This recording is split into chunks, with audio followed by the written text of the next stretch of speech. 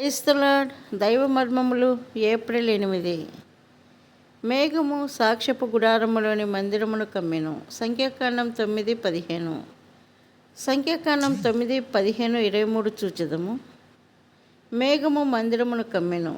దేవుడు తన పరిపూర్ణ మహిమతో వారి మధ్య ఉండిననుటకు ఇది రెండవ నిదర్శనము. గుడారంపై నిలిచిన మేఘం పైననే వారి దృష్టి ఎల్లప్పుడూ నిలిచి ఉండెను. ఆ మేఘము ఉదయమో లేక మధ్యాహ్నమో సాయంత్రమో లేక మధ్యరాత్రియో ఎప్పుడు పైకెత్తబడినప్పటికీ వారు కదిలి వెళ్ళుటకు సిద్ధపడిరి. ఒకరోజు లేక వారము లేక నెల లేక సంవత్సరము ఎన్నాళ్ళు ఆ మేఘము నిలిచి ఉండునో అంతకాలము వారు కూడా అట్లే ఉండవలెను. మేఘము ఎక్కడికి వెళ్ళినను వారు దాని వెంట వెళ్ళవలసినదే. ఈ రెండు సూచనల వలన దేవుని మహిమ ఆయన ప్రజల మధ్య నివసించనని చెప్పగలము.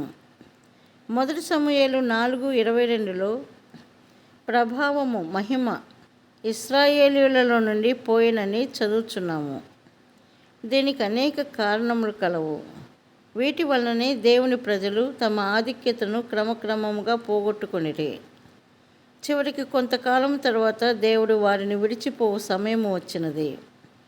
ప్రజల ఆత్మీయ క్షీణతకు కారణమైన కొన్నిటిని చూచెదము. న్యాయాధిపతులు 21:25. ప్రతివాడు తన ఇష్టానుసారముగా ప్రవర్తించుచూ వచ్చెను. ఇదే వారి పతనమునకు గొడ్డుబారిన తనమునకు కారణము. 1 సమూయేలు 2:12-17లలో పతనమునకు మరి ఒక కారణమును చూచున్నాము. ప్రధాన యాజకుడైన ఏలీ కుమారులు బలులను తృణీకరించి బలాత్కారము చేయుటకు ప్రారంభించిరి. 13వ వచనములో వారి యొద్ద 3 ముండ్లు గల కొంకి ఉండెననియు దానితో దేవునికి చెందిన మాంసమును తీసుకొనుచుండెననియు చూచున్నాము. ఈ దినములలో 3 ముండ్లు గల కొంకి ద్వారా అదే సంభవించుచున్నది. 1 ధనాశ, 2 అధికారముపై ఆశ, 3 పేరు పొందవలెనను ఆశ. ఈ మూడింటి వలన దేవునికి చెందవలసిన ఘనత మానవునికి చెందుచున్నది. ఈ దినములలో అనేకులు ఈ 3 ముండ్లు గల కొంకి వాడుచున్నారు. అనేకులు దేవుని సేవించుచున్నారు. అయితే వారి అంతరంగములో ధనాశయో లేక అధికారముపై ఆశయో లేక పేరు సంపాదించుకొనవలెనను ఆశయో కలిగి ఉన్నారు.